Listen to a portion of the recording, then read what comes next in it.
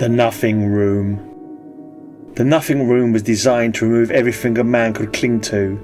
No light, no sound, no temperature. A chamber coated in vantablack so perfect it erased its own geometry. The subject floated in the shear thickening suspension medium, liquid until disturbed, then firm as stone.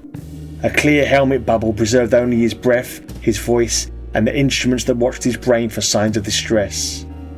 The experiment's purpose was simple: measure the psychological effects of total sensory erasure. They wanted to see what happened to her mind when the world finally stopped touching it. They eased him in gently at first, 5-minute sessions, a panic button under one hand, a mild anxiolytic to keep his heart rate steady. He panicked anyway, everyone did. The first encounter with absolute nothingness always triggered a primal recoil, but he adapted faster than most. By the 3rd session, he was lasting 10 minutes. By the 5th, 20.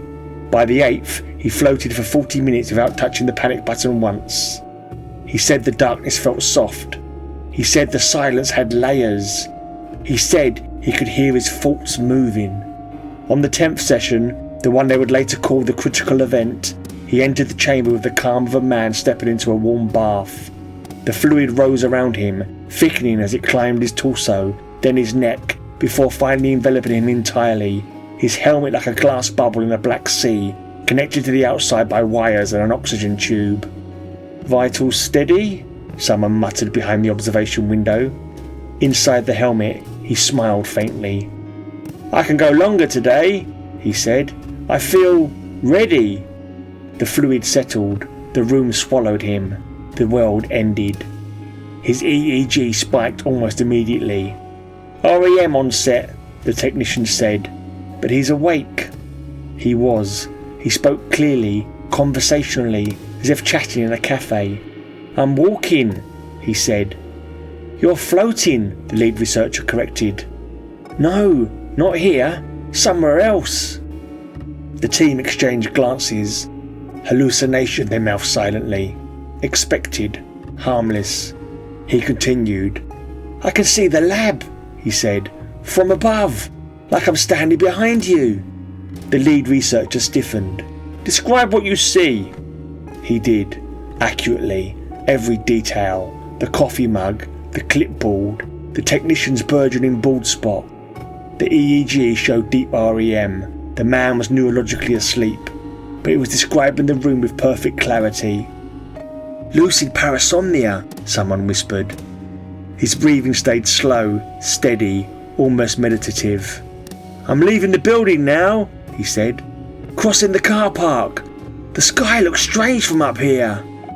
"Up where?" the researcher asked. He didn't answer. He was already somewhere else. "I see a plane," he murmured. "Flat, endless, no horizon. The sky isn't a sky. It's fault, like a mind stretched thin." The EEG spiked violently. "Should we pull him out?" the technician asked. "Not yet." He whispered again. "There are shapes. They move like ideas. They don't have bodies. They don't need them." Still he drifted. "I'm going further," he said. "Beyond the plane. There's a dark place. A hollow, I think." He stopped. The researcher leaned forward. "What do you see?" Silence. Then, "It sees me!" The heart monitor stuttered. His breathing slowed.